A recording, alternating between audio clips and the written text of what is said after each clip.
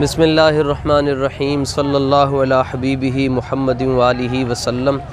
لبیک لبیک لبیک یا رسول اللہ، لبیک لبیک لبیک یا رسول اللہ۔ تاجدار ختم نبوت زندہ باد زندہ باد، منصب نبیًا فاقتلوا انہیں جانا۔ انہیں مانا۔ عالم اسلام سے بات کرنا چاہتا ہوں کہ مسئلہ ناموس رسالت کی اساسیت کیا ہے۔ اس سے پہلے یہ بات سمجھیں کہ نماز یہ دن میں 5 مرتبہ فرض ہے، اور زکوٰۃ یہ سال میں 1 مرتبہ اس شخص پر فرض ہے جو صاحب استطاعت ہو، اور حج زندگی میں 1 بار فرض ہے، لیکن حضور پر نور جانے جانا صلی اللہ تعالیٰ علیہ وآلہ وسلم کی عزت، عظمت اور آپ کی ناموس پر پہرا دینا یہ ہر سانس کے ساتھ فرض ہے۔ امام اہل سنت کہتے ہیں ثابت ہوا کہ جملہ فرائض فروع ہے، اصل الاصول بندگی استاجور کی ہے۔ مدینہ منورہ میں حضور جانے جانا صلی اللہ تعالیٰ علیہ وآلہ وسلم نے ارشاد فرمایا کہ خالد بن نبیہ میری گستاخیاں کرتا ہے تو مجھے اس کا سر چاہیے، تو کون جائے گا؟ تو سارے صحابہ حضور کی عزت اور ناموس پر پہرا دینے والے تھے، لیکن حضرت سیدنا عبداللہ بن انیس رضی اللہ تعالیٰ عنہ نے چھال مار کے آگے ہو کے کہ حضور لبیک یا رسول اللہ، کم فقیر کرے گا۔ آقا علیہ الصلوۃ والتسلیم سے پوچھا کہ حضور یہ جو گستاخ ہے اس کا کوئی حلیہ شکل بتا دیں کیسی ہے؟ آپ نے ارشاد فرمایا کہ وہ دی شکل انج دی بھیڑی ہے کہ تسی ان ویکھ کے خوف محسوس کرو گے، یعنی اس کی شکل پر لعنت برس رہی ہے۔ چنانچہ حضرت عبداللہ بن انیس رضی اللہ تعالیٰ عنہ نے تلوار پکڑی، گھوڑا لیا اور اس عظیم مشن پر روانہ ہو گئے۔ مسئلہ ناموس رسالت کی اساسیت کتنی ہے؟ آپ فرماتے ہیں رستے چ میں پیشی دی یا دیگری دی نماز دا وقت آیا، میں نال نماز دا ٹائم ختم ہو رہا سی، یا زور کی نماز کا وقت ختم ہونے لگا تھا یا عصر کی نماز کا وقت ختم ہونے لگا تھا۔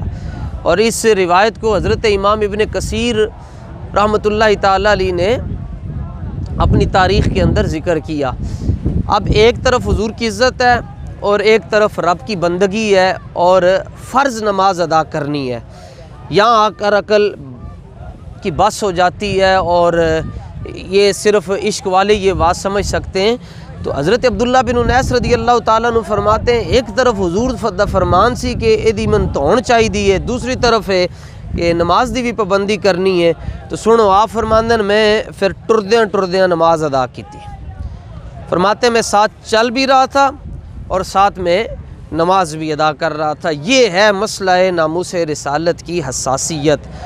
میری نظر میں کائنات کا بغیرت آدمی وہ ہے جس کو مسئلہ ناموس رسالت نہ سمجھ آئے اور جس کو حضور کی عزت کا مسئلہ سمجھ آ جائے۔ یا آپ دیکھ رہے ہیں خیمے لگے ہوئے ہیں، یہ تمبو لگے ہوئے ہیں، اور یہ سب وہ لوگ ہیں جو صرف اور صرف حضور جانے جانا صلی اللہ تعالیٰ علیہ وآلہ وسلم کی عزت اور عظمت اور آپ کی ناموس پر پہرا دینے کے لیے آئے ہوئے ہیں۔ اور ناموس رسالت مارچ میں نے ہزاروں لوگوں سے یہ سوال پوچھا، میں نے ہزاروں لوگوں سے یہ سوال پوچھا کہ آپ اس کاروان میں اور اس مارچ میں کیوں آئے؟ کسی ایک شخص نے بھی یہ نہیں کہا کہ میں کسی شخصیت کے لیے آیا ہوں یا حضرت علامہ سعد حسین رضوی حفظہ اللہ تعالیٰ کی رہائی کے سلسلے میں آیا ہوں۔ جس بندے کو لو بھی پوچھا تو کیوں آئے، انہیں ایک کوئی جواب دیتا کہ میں اپنے آقا و مولا کی عزت پر پہرا دینے کے لیے آیا۔ تو ظاہر ہے جب حضور کی عزت کی بات ہوگی تو پھر جو ان کی عزت پر پہرا دینے والے ان کا نام خود بخود آ جائے گا۔ اب یہ تمام وہ لوگ ہیں جو قافلہ عشق و مستی کے کاروان میں شریک ہیں اور صبح سے لے کر رات گئے تک چلتے اٹھتے بیٹھتے حضور کی عزت اور حضور کی ختم نبوت کی بات کرتے ہیں۔ جناب عبداللہ بن انیس رضی اللہ تعالیٰ عنہ فرماتے ہیں میں پہنچا، میں اودی توڑ لائی، میں واپس آ رہا سا اور اس کا سر میرے ہاتھ میں تھا۔ راستے میں غار آئی اور میں غار کے اندر چلا گیا تو دشمن غار کے باہر کھڑا تھا اور میں اندر بیٹھا ہوا یہ سوچ رہا تھا کہ ابھی یہ مجھ پر حملہ کر لیں گے، ابھی یہ مجھ پر حملہ کر لیں گے۔ تو مجھے غیب سے آواز آئی، فرمایا عبداللہ بن انیس تگڑا ہوتے نو پتہ نہیں مالک تگڑے ہون تے کنڈ نہیں لگن دیں دے۔ تو میں وہاں پر اطمینان میں نے محسوس کیا اور میں دشمنوں کو دیکھ رہا تھا لیکن دشمن مجھے نہیں دیکھ سکے. میں اس کا سر لے کر بارگاہ رسالت میں حاضر ہوا اور میں سر اتھے حضور دے سامنے سٹ چھڈیا. میں کہ حضور اے او گستاخ سی جہدے بارے تسی فرمایا سی ایدہ سر من چاہیدہ ہے.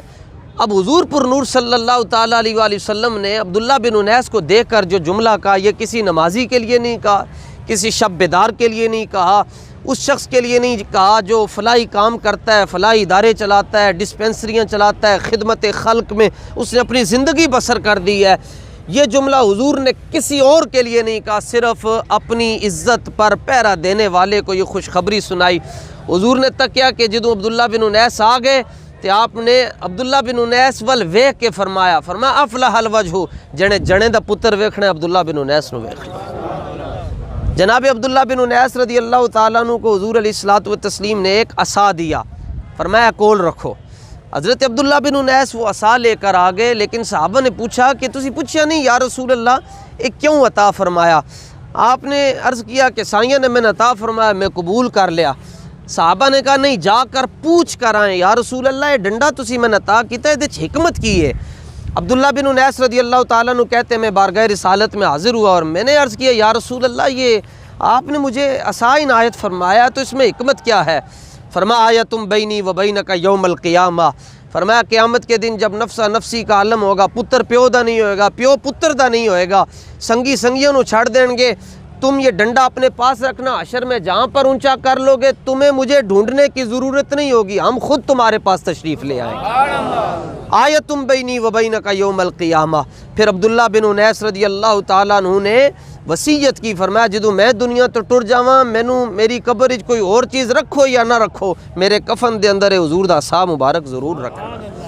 اگر آپ چاہتے ہیں قیامت کے دن کسی قسم کی ٹینشن نہ ہو، تکلیف نہ ہو، تو دنیا کے ہر مسئلے سے ہٹ کر مسئلہ ناموس رسالت کو سمجھیں اور ان لوگوں کے قافلہ عشق و مستی میں شامل ہو جائیں جن کا ورد زباں صبح سے لے کر شام تک اور شام سے لے کر رات تک اور رات سے لے کر سحری تک اور سحری سے لے کر فجر تک ایک ہی ورد ہے، لبیک لبیک لبیک یا رسول اللہ لبیک لبیک لبیک یا رسول اللہ لبیک. زندہ باد زندہ باد. من سب نبیا فاقتلوہ من سب نبیا فاقتلوہ. من سب نبیا اور یہ قافلہ عشق و مستی حضرت داتا صاحب رضی اللہ تعالیٰ عنہ کے شہر سے چلا اور اس وقت حضرت شیخ القرآن علامہ عبدالغفور ہزاروی رحمۃ اللہ تعالیٰ علیہ کی نگری میں ہے. خدا دی قسم ہے اے آواز ہے ساڑا ایمان ہے قیامت والے دن اے آواز آنی ہی آنی ہے. حضور نے فرمانا ہے حساب کتاب بعد ہی ہوئے گا، پہلے لبیک والے نو ساڑے قدمہ تے بٹھاؤ نا. پوچھیں گے اہل معاشر کے سرکار کہاں ہیں، سرکار کہیں گے وہ گناہگار کہاں ہیں.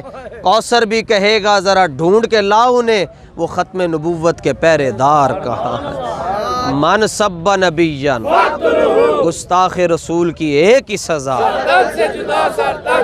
انہیں جانا انہیں جانا انہیں جانا. اور بہت سے لوگوں کے ذہن میں یہ بھی سوال ہوتا ہے کہ اعلیٰ حضرت نے انہیں جانا انہیں لکھا ہے تو انہیں جانا انہیں مانا لکھا ہے تو امیر المجاہدین انہیں جانا انہیں مانا کیوں پڑھتے ہیں؟ اس کا جواب عرض کر دوں، جب تک جانے جانا کو دیکھا نہ ہو بندہ کہتا ہے انہیں جانا، جب دیکھ لے کہتا ہے انہیں جانا. پیر میرے علی شاہ صاحب نے یہ نہیں کہا اس صورت نو تکن تو بات کیا ایسے صورت نو میں جانا. اللہ تعالیٰ حضور کے ان ملنگوں کی خیر فرمائے، پاکستان کی خیر فرمائے. پاکستان زندہ باد، پاک فوج زندہ باد. ہم ساری دنیا کو پیغام دینا چاہتے ہیں قیامت تک عزت اس کی ہوگی جو حضور کی عزت پر بات کرے گا.